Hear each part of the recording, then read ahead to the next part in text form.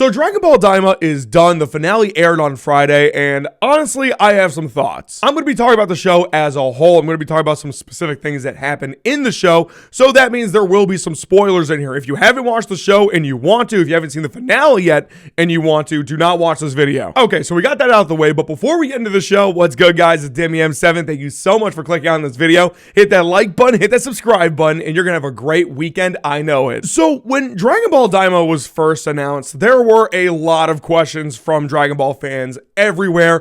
Where does this fall in the Dragon Ball Z timeline? Were we going to get any more Dragon Ball Super at some point? But most importantly, at least the question that I was asking was, what was the point of this show? What is going to be the point of this show? And now that it's done, I'm still asking what was the point of this show. Look, I want to get the positives out of the way first, and the biggest positive that can give this show, easily hands down, is the animation. This is by far the best looking Dragon Ball show ever made. It's not even close. Everything looks beautiful, stunning, just great artistry here. I understand Dragon Ball Super had some episodes that looked phenomenal, but it was wildly inconsistent with its animation quality, and we all know why. That schedule that they had, those animators had for that show was just ridiculous. They had crazy turnaround times. They didn't have enough time to really make that show look as good as they could have. Whereas with Daima, they had a bunch of time, and it shows. Like I said, it's beautiful. And because of that animation quality, it makes some of these action scenes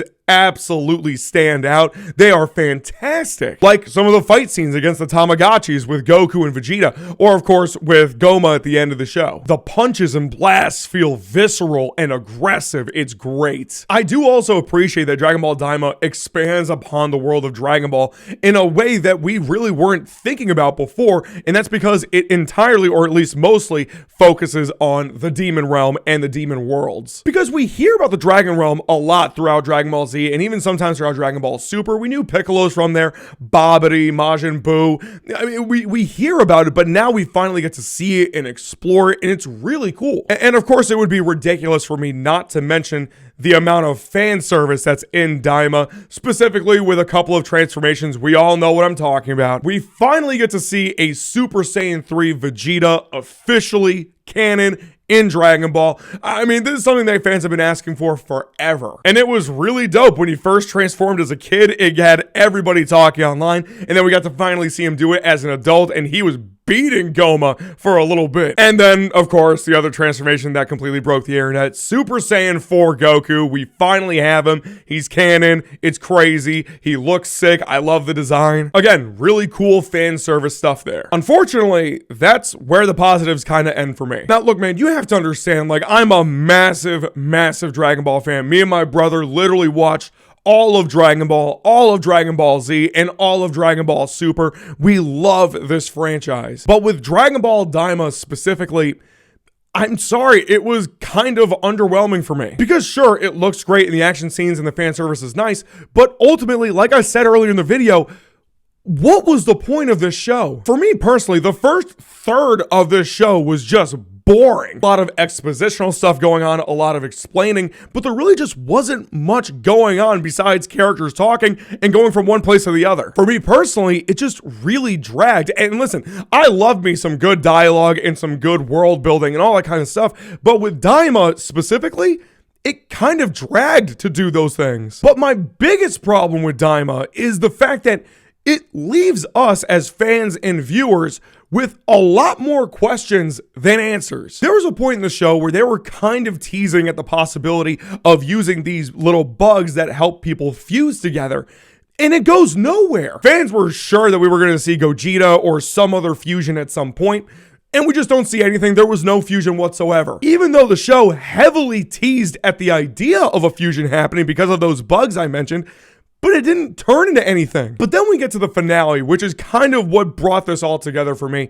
It was extremely underwhelming, it was extremely rushed, and again, it doesn't make sense. I brought up Super Saiyan 4 being great fan service, but now I'm bringing up Super Saiyan 4 again because it makes literally zero sense with Goku's character. In the finale, Goku explains that after his fight with Majin Buu, he was training super hard, and that he felt like he had another transformation in him, he just wasn't sure.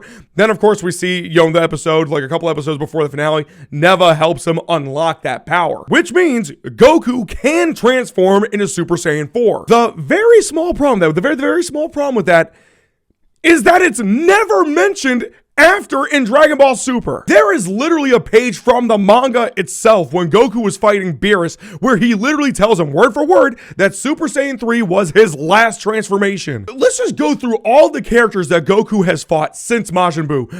Beerus, Toppo, Jiren, Frieza again, hits freaking Broly, and he just didn't want to use Super Saiyan 4. He just pretended like it wasn't even there. I'm sorry, it's stupid and it doesn't make sense. This was clearly an idea that was shoehorned into Goku by Akira Toriyama. And let me just say this real quick. Akira Toriyama, the creator of Dragon Ball, worked very closely on this show, more closely than I think Dragon Ball Z or Dragon Ball Super. Unfortunately, he passed away before the show even came out, but I have to call it like it is. This idea was clearly shoehorned. It was just an idea just for fan service sake. And let me just get this out of the way. For the people that want to say, oh, this is just not part of the continuity with Dragon Ball Super, it's its own thing, that makes it worse. If the events of Dragon Ball Daima are not related to what ends up going into Dragon Ball Super, then it makes it even more pointless. Because Dragon Ball Super goes through so many different things when it comes to Goku and Vegeta, their transformations, who they fight, all that kind of good stuff. Even after the anime ended, the manga continued with great arcs with Moreau and Granola, where again, Super Saiyan 4 is never mentioned or seen. Where instead, Goku and Vegeta have way more powerful transformations as far as I'm concerned. And again, as far as I'm concerned, Dragon Ball Daima is canon to the Dragon Ball Z to Dragon Ball Super story. It happens right in between two of them. Until we hear from the actual showrunners itself, it is absolutely canon, which again makes no sense. Look, I really wanted to love Daima. It had a lot going for it on the quality side of things, but it just didn't work out. It didn't, the parts didn't mesh together. It looked great, but the pacing was weird. There was a lot of great action scenes, but there are things that happen that don't make sense in Dragon Ball's continuity, which is why, for me personally at least, Dragon Ball Daima is kind of mid. But look, if you're a diehard Dragon Ball fan and you loved Daima, that's great. I'm happy for you.